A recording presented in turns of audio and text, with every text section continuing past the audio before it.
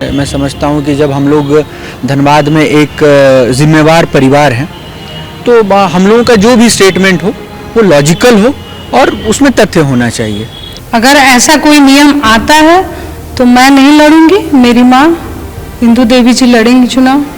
सबका आशीर्वाद मिल रहा है, सबका समर्थन मिल रहा है कि हम 5 साल रहे, धुन के काम किए और अगर फिर मैं तो अब नहीं लड़ सकता हूं, मेरे परिवार से अगर कोई लड़ा तो एजेंडा साफ रहेगा। अगर लड़ा तो एजेंडा साफ रहेगा। इस बार वो लगता है कि कशिश पूरी हो जाएगी। बिल्कुल पूरा उम्मीद है। मैं कह सकती हूँ कि इस बार उससे भी ज्यादा भारी मतों से जनता मुझे जिताएगी। जो पिछले बार उन्होंने देखा है गलती हुई है वो इस बार नहीं हो पाएगी। देखिए, ऐसा भगवान ना करे हमको कभी मौका दे कि उनके बिना हमको कोई काम करना पड़े। बस मैं उनके साथ कंधे से कंधा मिलाकर इस धनबाद क्षेत्र का मैं विकास करना चाहती हूँ। पति भी चुनाव में खड़े होंगे और आप भी? जी, ऐसा लग रहा है। मतलब आप मेयर सीट पे चुनाव लड़ रही हैं? बिल्कुल, मैं उनके एजेंडे को फॉलो करूँगी। टीना जी में क्या क्वालिटी है उसके बेसिस पे वो आती हैं या पति के नाम पर वो आगे बढ़ती हैं, आती हैं। उनको चुन के लाना पब्लिक का और जनता का काम है। वो जनता जैसा समझेगी वैसा करेगी। तो सवाल उठता है, कुंती सिंह जी भाजपा के विधायक रही हैं, उनका पुत्र रहा है, उनकी बहू अभी भाजपा का चुनाव लड़ी, तो उनका दावेदार तो कई हैं, लेकिन अगर वह भी अपना दावा कर रही हैं तो हमको लगता है कि गैर मुनासिब नहीं है। अभी आप जिन नेताओं और नेत्रियों का बयान सुन रहे थे, दरअसल उसमें से अधिकांश वो लोग हैं जो इस बार धनबाद मेयर का बतौर प्रत्याशी चुनाव लड़ने की तैयारी कर रहे थे। इसमें कई ऐसे नाम हैं जो खुद चुनाव नहीं लड़कर अपनी पत्नियों को चुनाव लड़ाना चाहते थे, लेकिन इन सभी पर हेमंत सोरेन सरकार का एक फैसला जो है वो सितम ढा दिया है, या यूं कहे कि कहर ढा दिया है, या उससे भी बढ़कर कहे कि ठंडी के मौसम में वज्रपात कर दिया है। मैं इसलिए ये शब्द कह रहा हूं क्योंकि किसी को यह भरोसा नहीं था कि सरकार इतनी जल्दी अपने ही निर्णय को बदल देगी। अब देखिए ना, झारखंड में नगर निकाय की चुनाव 2020 से लंबित है, मतलब 2 साल से चुनाव नहीं हो पाया है।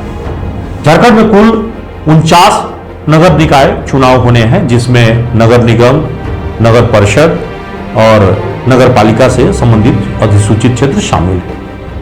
अब देखिए, यहां पे झारखंड सरकार ने जो बुधवार को यानी 14 दिसंबर को हेमंत सोरेन मुख्यमंत्री ने खुद जो कैबिनेट की बैठक बुलाई और उसमें जो प्रस्ताव लाया, उस प्रस्ताव के तहत रांची और आदित्यपुर ये 2 नगर निगम की मेयर सीट को एसटी के लिए रिजर्व कर दिया, यानी अनुसूचित जनजाति के लिए।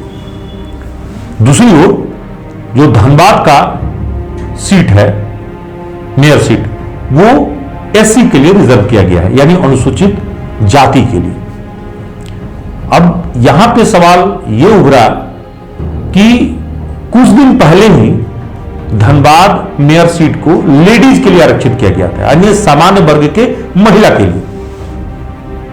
उसके ठीक पहले, मतलब 2015 में जब चुनाव हुए थे, तब झारखंड में धनबाद का जो सीट था वो ओबीसी के लिए आरक्षित किया गया था। इसके ठीक 1 साल बाद, मतलब 2021 में ही इसे सामान्य वर्ग के लिए घोषणा हेमंत सोरेन की सरकार ने ही किया, और अपनी ही घोषणा को उन्होंने फिर से पलटते हुए पिछले बार 17 नवंबर को, ज्यादा दिन नहीं हुए, 17 नवंबर को ही उन्होंने धनबाद मेयर सीट को महिला के लिए आरक्षित किया, वो भी सामान्य महिला के लिए।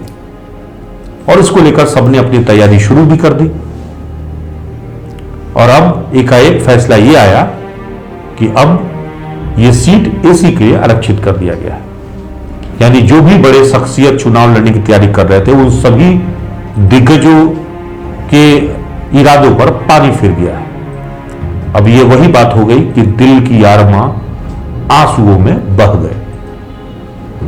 और जब हमने इस मामले पर नेताओं से प्रतिक्रिया लेना चाहा है तो पहले कौन नेता क्या कहा वो सुन लीजिए, क्योंकि इस मामले में जिन नेताओं को अभी आप सुन रहे थे, जो चुनाव के संदर्भ में जिनकी न्यूज एएनपी से खास बातचीत हुई थी, उन्होंने अपनी बातें जो रखी थी, इसमें से अधिकांश जो चुनाव लड़ने की घोषणा कर चुके थे, अब वो चुनाव नहीं लड़ पा रहे हैं। उसकी कसक, उसकी दर्द, ये दिल का जो दर्द है वो सामने उभर कर आ गया है। पहले उनका बयान सुन लीजिए।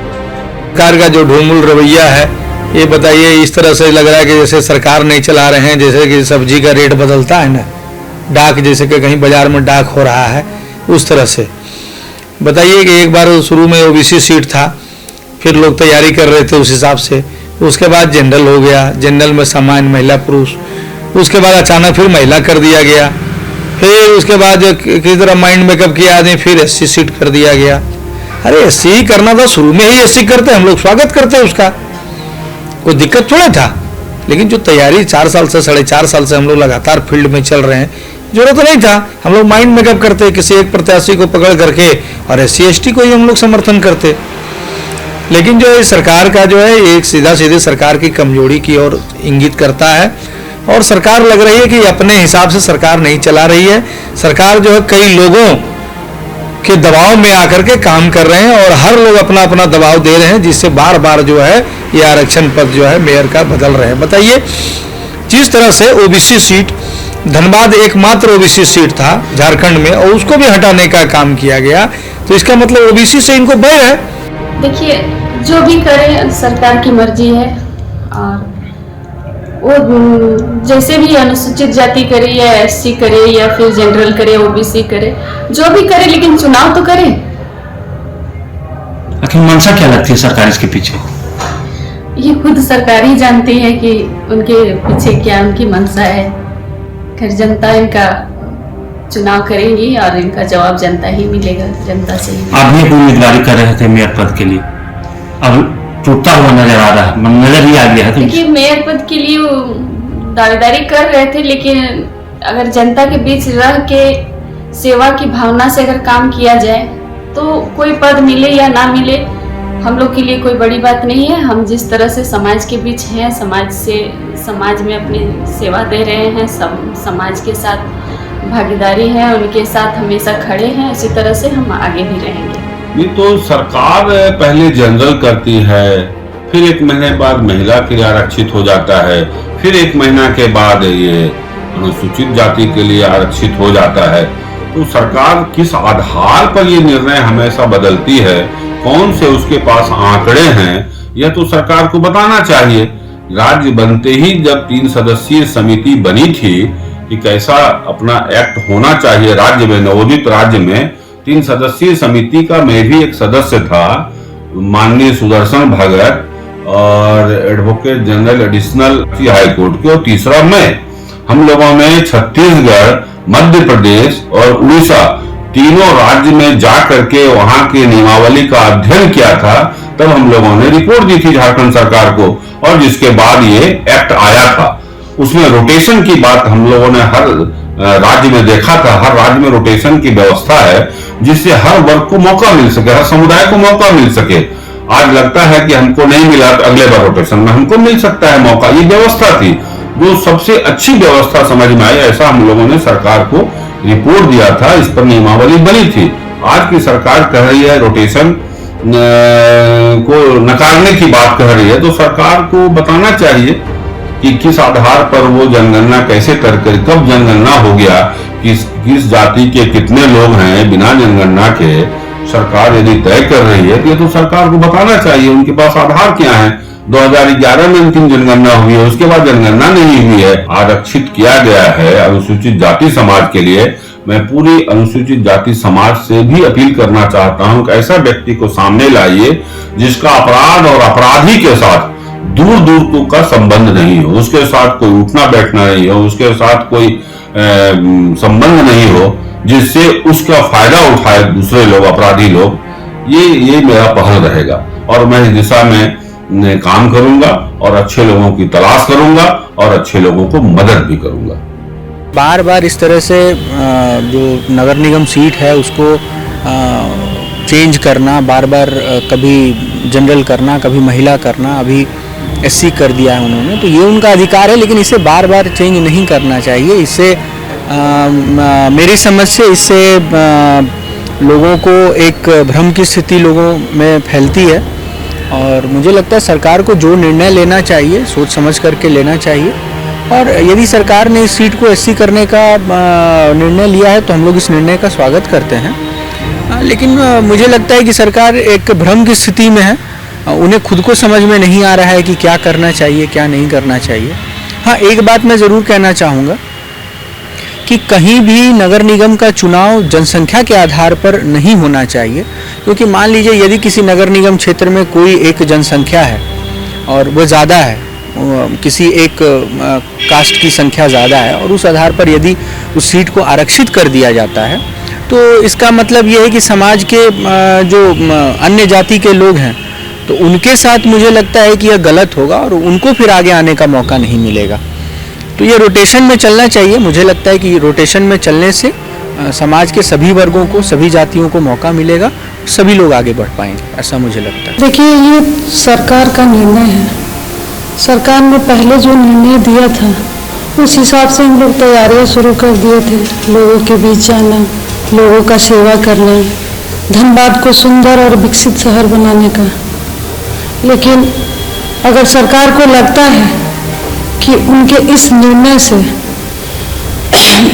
दलित समाज के लोगों को लाभ मिलता है तो हम उनका सहयोग करें।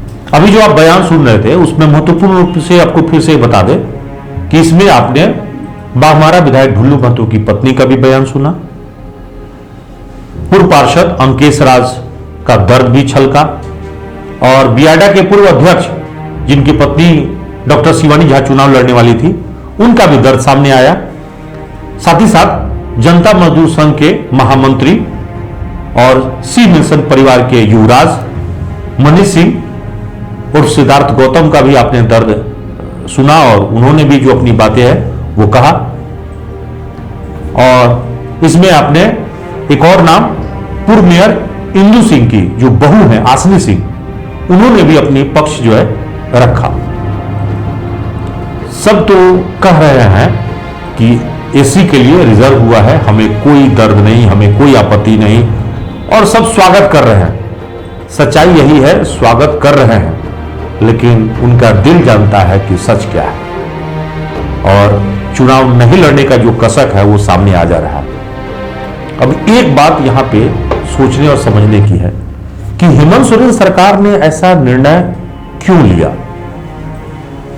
क्या हेमंत सोरेन सरकार किसी दबाव में है? क्या हेमंत सोरेन सरकार लगातार जातीय राजनीति को बढ़ावा दे रही है? इसके पीछे लॉजिक क्या है? तो आप हैरान मत होइए। दरअसल हेमंत सोरेन सरकार भाजपा को शिकस्त देने के लिए जो तैयारी कर रही है उसी का एक अंग है। बिना चुनाव लड़े अपने विरोधियों को कैसे हराया जाए, यही काम हेमंत सोरेन सरकार कर रही है। इस पूरे खेल के पीछे, जैसे आपने बंगाल में देखा था ना कि ममता बनर्जी कहा करती थी खेला हो गए, यहां भी एक खेला हो रहा है। इसको माइंड गेम कह सकते हैं आप। माइंड गेम इसलिए कर रहे क्योंकि जहां जहां पे भाजपा की मजबूत दावेदारी दिख रही है वहीं पर हेमंत सोरेन सरकार ने चोट किया है। मामला रोस्टर वाली जो है उसको हटा दिया, यानी अब धनबाद के लिए, रांची के लिए, आदित्यपुर के लिए साफ तौर पे कहा कि यहां पे जो पहले बारी बारी से रोस्टर बदलेंगे वो अब नहीं होगा। आबादी के आधार पर आरक्षण की घोषणा हुई है, पहले ऐसा नहीं हुआ था। ऐसा करने से फायदा यह हुआ कि जो सीट अभी आरक्षित हुई थी पहले ओबीसी के लिए या सामान्य वर्ग के लिए थी, अब वो सीधे तौर पर एसी के लिए यहां रिजर्व हो गया।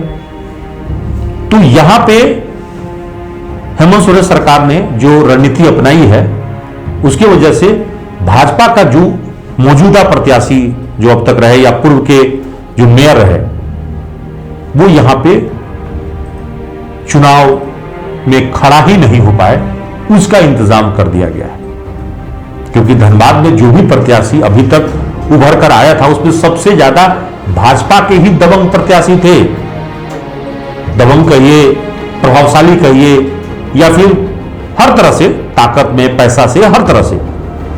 तो यहां पे उन सभी की राजनीति एक सिरे से समाप्त करने की कोशिश की गई है, उनको रोकने की कोशिश की गई। ये खेल यहां पे है कि कैसे, क्योंकि हेमंत सोरेन को पता है कि अभी भी नगर निकाय चुनाव में यानी शहरी जो वोट है वो भाजपा के पास ज्यादा है, उसके खाते में ज्यादा है, और शहरी वोटर भाजपा के पास रहती है।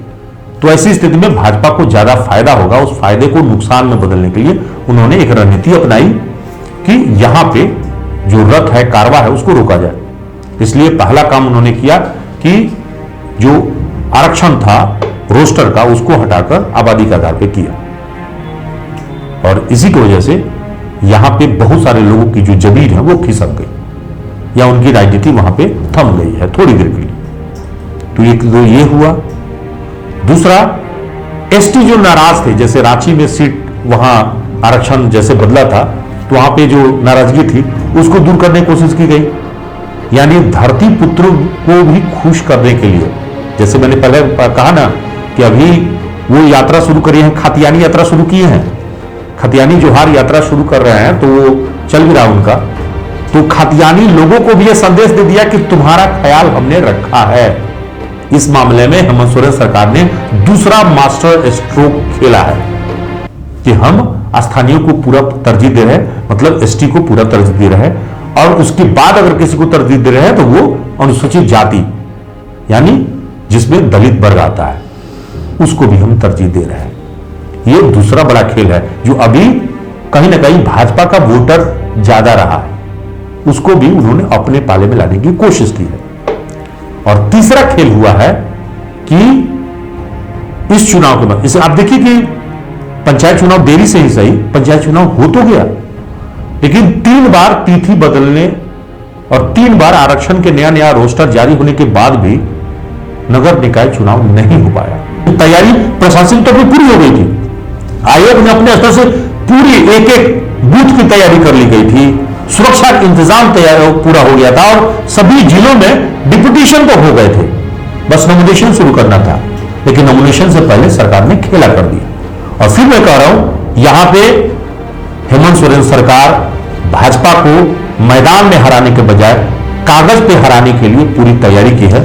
अब उनका सलाहकार कौन है मुझे नहीं पता, लेकिन जो भी सलाहकार रखा है ये जरूर है कि भाजपा को हराने के लिए वो लगातार उनको कोई नया तरकीब बताते रहता है।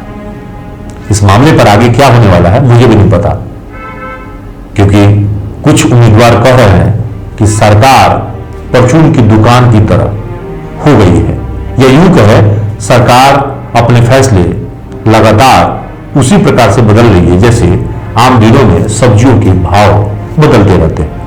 ये मेरी बात नहीं है, प्रत्याशी जो अभी लड़ना चाहते थे उनका दर्द सामने आया था, मैं उन्हीं की बात कोट कर रहा हूं। क्या वाकई ऐसा है? आप सोचिए, हम तो वही दिखाएंगे जो हमें अभी देखने को मिल रहा है। आज के लिए इतना ही। सहयोगी निकुंज के साथ अभिषेक कुमार, न्यूज़ एएनपी, धन्यवाद।